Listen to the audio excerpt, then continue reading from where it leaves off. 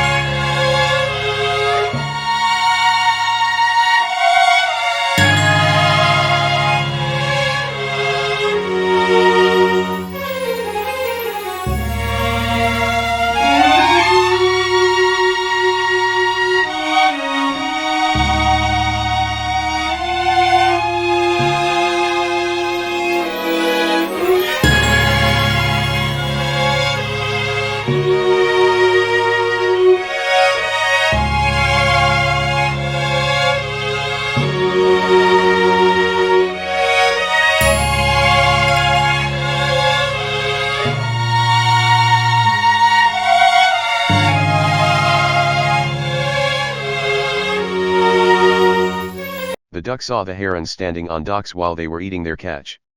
Many of these herons would look like they were only staring at their own reflections in the water and then with swift precision bring out a fish they will maneuver down their throats, without losing a bite.